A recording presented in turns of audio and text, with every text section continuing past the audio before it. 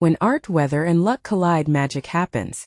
That's exactly what Roger Tooth felt the moment his camera froze time on Liverpool's Crosby Beach, capturing something both accidental and extraordinary. But here's where it gets interesting. This wasn't just any snapshot.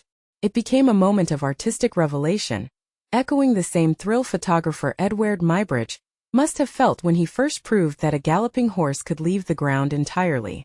2 decades ago, sculptor Antony Gormley, the visionary behind the iconic Angel of the North, transformed Crosby Beach with Another Place, a hauntingly beautiful installation of 100 cast-iron figures staring endlessly out to sea.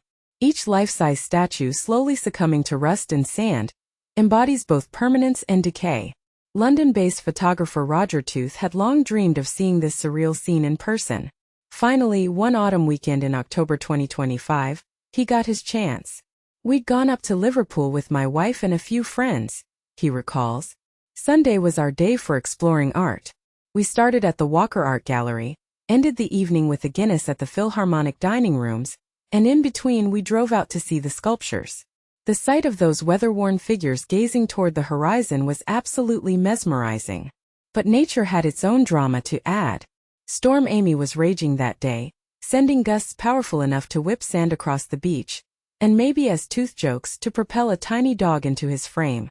I was focused on one of the statues when, from the corner of my eye, this little white dog came bounding right toward me," he explains. "I instinctively pressed the shutter.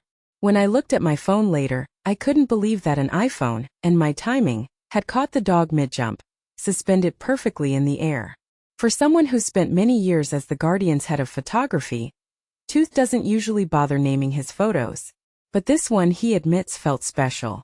He called it Snowy, a nod to Tintin's loyal companion. "The resemblance was uncanny," he laughs. "When I realized what I'd captured, I felt this pure, childlike excitement, a Muybridge moment. That instant of proof that yes, all 4 of the dog's legs really do lift off the ground when it runs." Art, science, and chance collided in that perfect click. It raises an intriguing question.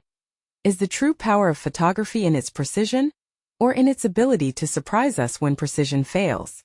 What do you think? Was Roger Tooth's glimpse of snowy pure luck, or the reward of a practiced eye trained to notice the extraordinary hiding in plain sight?